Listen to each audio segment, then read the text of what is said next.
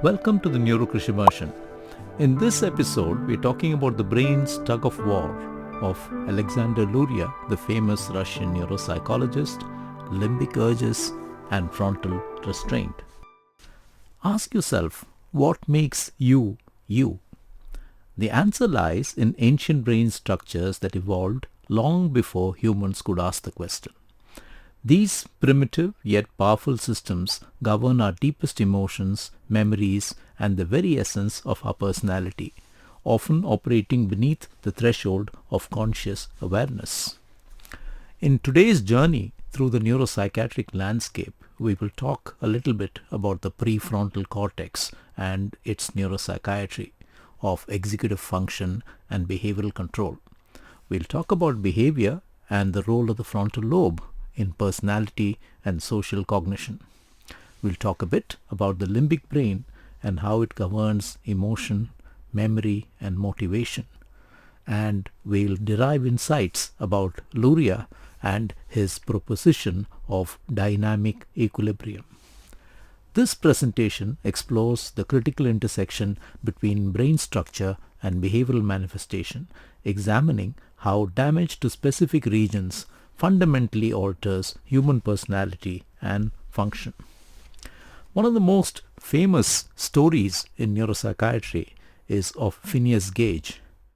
Well described by Dr. John Harlow, Phineas Gage, who was a responsible and socially well-adjusted person before his accident, became capricious, vacillating, and impatient of restraint. This was a railroad construction accident that took place on September 13, 1848 in Cavendish, Vermont, and it would become one of the most famous case studies in neuroscience, fundamentally changing our understanding of the relationship between brain structure and personality. What happened on that September day would echo through medical literature over 170 years. What happened was a catastrophic injury. A tamping iron measuring 3 feet and 7 inches in length and weighing 13 pounds was propelled through Gage's skull during a blasting accident. The trajectory was devastating, yet remarkably precise in its neurological consequences. The entry point for the tamping rod was the left cheek below the zygomatic arch. The exit point was the superior aspect of the cranium near the midline, the top of the skull. The result was a massive destruction of the left frontal lobe tissue, particularly what we know is now called the orbitofrontal cortex. What resulted was a profound personality transformation. Before the accident, Gage was known as a responsible, socially well-adjusted person, and his employers at Rutland and Burlington Railroad considered him one of their most efficient and capable foremen. Contemporary accounts describe him as shrewd in business matters, displaying excellent judgment and meticulous attention to detail. After the accident, Dr. John Harlow's longitudinal observations revealed a man fundamentally altered. Gage became capricious, vacillating between different plans of action. He demonstrated profound impatience and displayed socially inappropriate behavior. His physician famously wrote, "Gage was no longer Gage." The equilibrium between his intellectual faculties and his animal propensities had been destroyed. Modern computational neuroimaging techniques applied to Gage's preserved skull have revealed the precise extent of his injury. The damage was predominantly left-sided with significant orbitofrontal involvement bilaterally. This region is now understood to be critical for social cognition, emotional regulation, and decision-making processes that integrate emotional information with rational thought. The orbitofrontal cortex serves as a key node in the ventromedial prefrontal cortex, connecting the limbic system with higher cortical regions. The best way I can explain this to you is the orbitofrontal cortex is, think of the space in the skull where your eye is located. That's your orbit. And the frontal cortex, just there, is the orbitofrontal cortex. and the space between your ears is where your limbic system is located. Its destruction explains Gage's specific behavioral syndrome, intact basic cognition and memory, but profoundly disrupted social and emotional functioning. Gage's case demonstrated that you can lose yourself, your personality, your social cognition, your ability to navigate the human world without losing consciousness, memory, or basic intellectual function. This revolutionary observation established that personality and social behavior are localized to specific brain regions, challenging 19th century beliefs about the unitary nature of the mind and soul. The frontal lobes, particularly the ventromedial and orbitofrontal regions, emerged as the neuroanatomical substrate of human personality. From a neuropsychiatric perspective, it's important to understand that the limbic brain and its connections to the frontal cortex form the neuroanatomical basis of human personality, emotion, and social behavior. Phineas Gage's case established that personality and behavior are localized to these specific brain regions, and this foundational insight continues to guide modern neuropsychiatric practice. And of course, today we understand the whole concept of minimal or mild brain injury, and which recognizes that behavioral and personality changes often precede cognitive symptoms in neurodegenerative disease, creating opportunities for early intervention and prognostication. And indeed, it's therefore important to think about neurodegeneration and to do early assessments for people who are presenting with personality changes in midlife. For decades, the frontal cortex, the prefrontal cortex, was called the silent lobe because damage to this region didn't produce obvious motor or sensory deficits. This fundamental misunderstanding had devastating consequences. One of these was the whole concept of doing lobotomies. Between 1936 and 1967, over 40,000 prefrontal lobotomies were performed in the United States alone, based on the false assumption that this brain region served little critical function. The lesson we learned was the absence of motor deficit does not equal absence of function. Today, we understand that the prefrontal cortex is important for planning and memory, essential for complex cognitive tasks, working memory, and future-oriented thinking. It's important for what we call cognitive flexibility, which enables adaptation to changing circumstances and the mental shifting between concepts that are so much a part of everyday life. It's important for impulse control. It regulates our behavior, inhibits inappropriate responses, and guides social conduct. It's important for personality and identity, the core of who we are, our personality traits, our emotional regulation, and our sense of self. And indeed, today we know that depression is not a chemical imbalance. It's circuit dysfunction in which the prefrontal cortex has got a very important role to play. It's not just neurochemical in our understanding. The prefrontal cortex has got three critical regions. There is what we call the dorsolateral prefrontal cortex. And if you put your hands on either side of the front of your skull, that's where that is. Then we have the orbitofrontal cortex, which is, as I said, close to where your orbit or eyes are and the base of the brain. And then we have the medial prefrontal cortex, which is right in the middle between the two lobes of the brain. The dorsolateral prefrontal cortex is your executive office. It helps in planning, organizing, working memory, and cognitive control. The orbitofrontal cortex is your social regulator. It's important for impulse control, reward processing, and social decision making. And taking you back to Phineas Gage, this was where the problem was.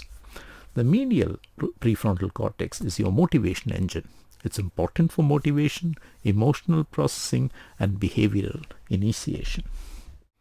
Problems in the dorsolateral prefrontal cortex result in a syndrome, which includes loss of initiative, difficulty in starting tasks or activities without external prompting, a flattened affect, reduced emotional expression and engagement, apathy, a profound lack of interest or concern about activities and outcomes, and executive dysfunction, impaired planning, organizing, and problem-solving abilities.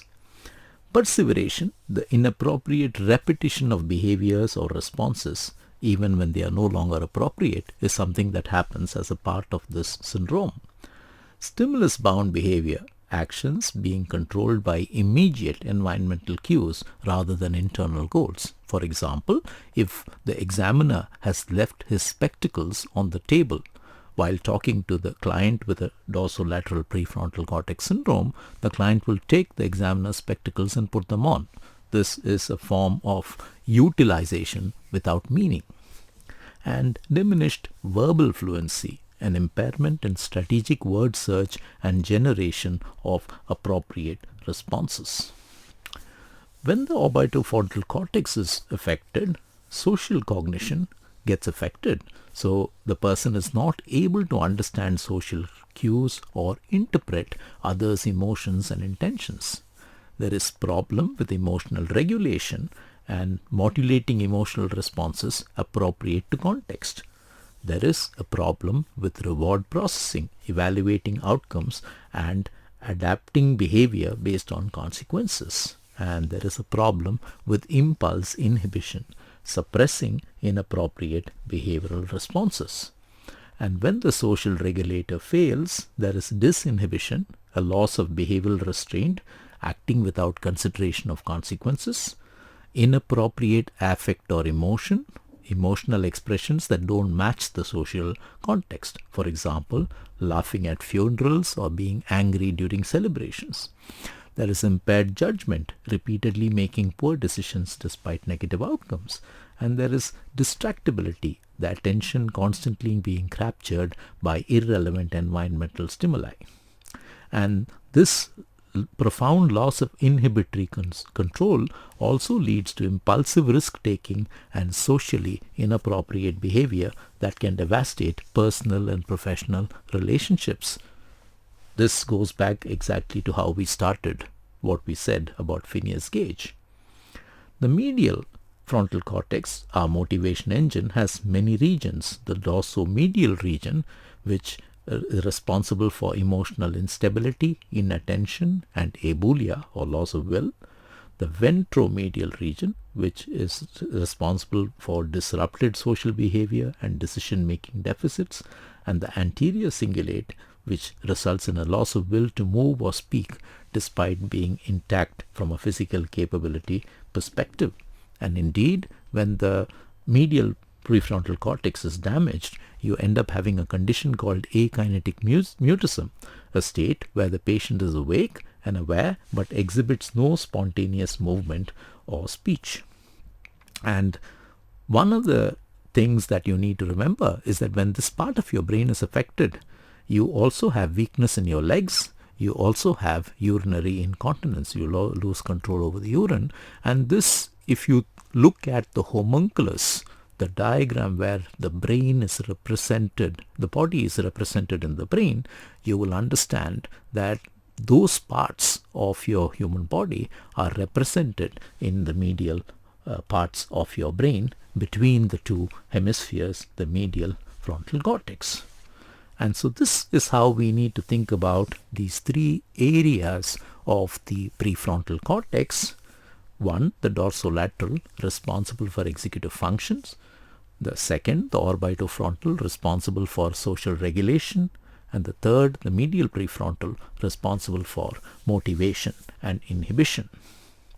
Now, the prefrontal cortex has journeyed from a historical mistake to a modern understanding. And we've stopped seeing it as a silent part of the brain to being one of the highest seats of cognitive function, representing neuroscience's important paradigm shifts. As clinicians, we must remember that the most devastating neurological impairments aren't always the most obvious, and that understanding the nuanced functions of the prefrontal cortex is essential to providing compassionate and effective care to our patients. Now let me move from the prefrontal cortex to your limbic brain and ask you, what constitutes our emotional brain? And here, if you put a finger into your ears on both sides, right in the middle is your emotional brain. The hippocampus functions as a comparator of information and a storehouse of memory. The amygdala is an essential point for cognitive representations and emotional salience. And of course, we have the Papez circuit, which includes the hypothalamus and the basal ganglia. And this entire area is responsible for emotions, human emotions. Now think about this. Your memory store is the hippocampus. Your emotional store is your amygdala. They're both within this circuit, which is your limbic circuit. And this is what you and I share with the humble rat.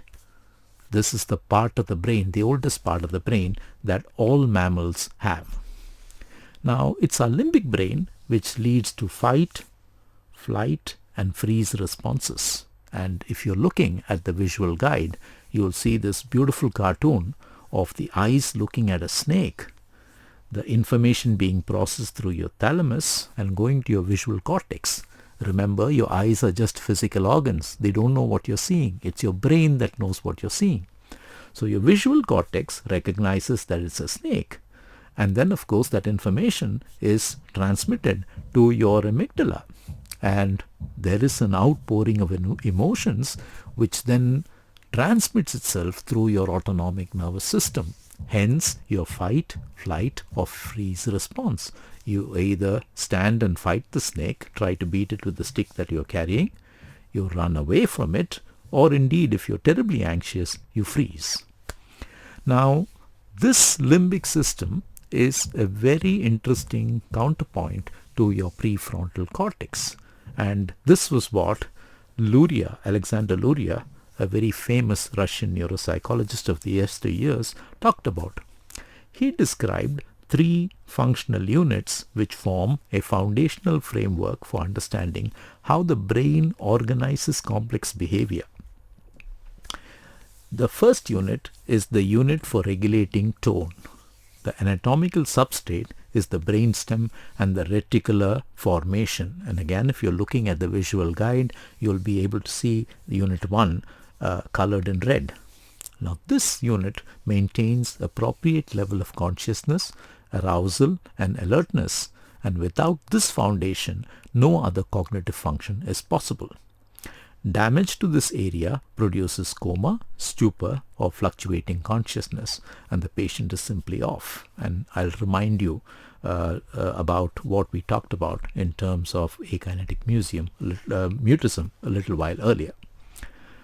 Unit 2 is the unit that receives, analyzes, and stores information.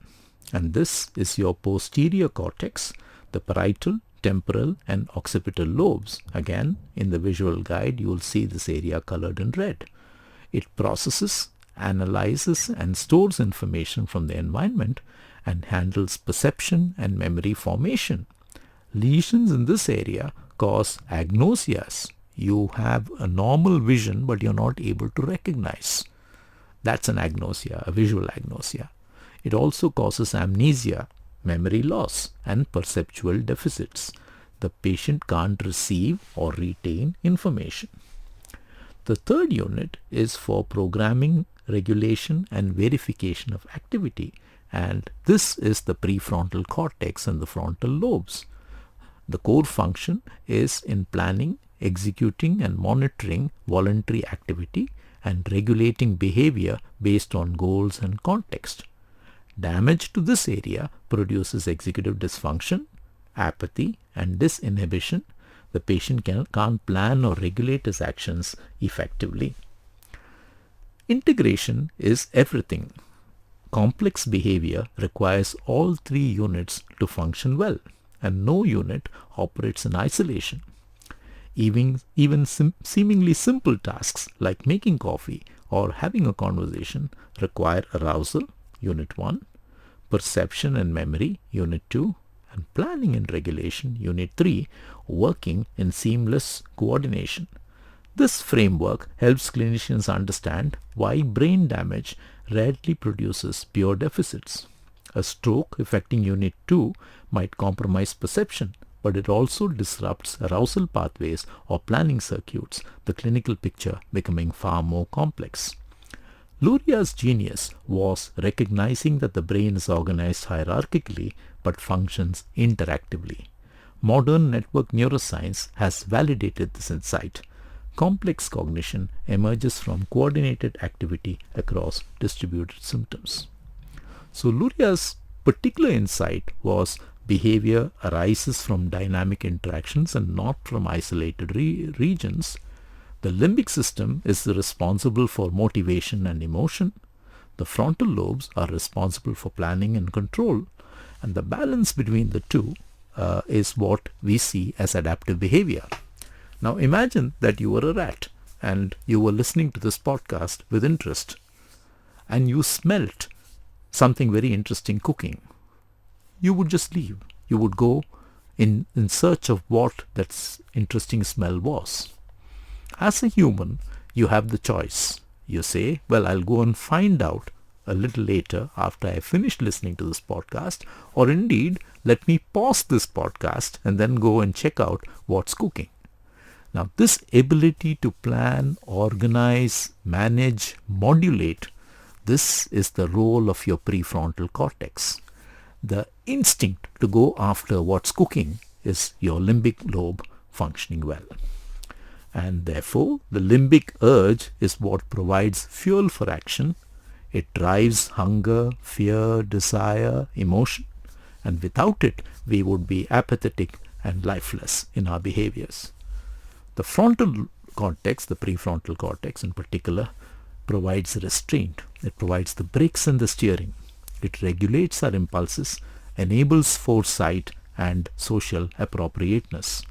Without frontal control, we will be impulsive and disorganized, exactly like Phineas Gage was, the story that we started with. Indeed, our limbic brain acts together with our neocortex to help us possess our unique sense of self, so unique to being human. Normal behavior needs this dynamic equilibrium, both systems working in harmony. Too much urge will be impulsivity and aggression. Too much restraint will be rigidity and loss of spontaneity. And therefore, the brain is constantly in a tug-of-war between this limbic urge and the frontal restraint. And the result is who you are as a person. Luria's hypothesis on emotional well-being and equilibrium therefore holds true. And when we have a problem, it's either an increased limbic outflow or indeed inefficient frontal control of limbic impulses. As he said, the brain works as a functional system and not as isolated parts. I hope you enjoyed this exposition on the brain's tug-of-war. I hope it helps you understand how your emotions are generated and regulated. If you liked this, please subscribe and share. We are on Spotify, Apple, and YouTube. Thank you for listening.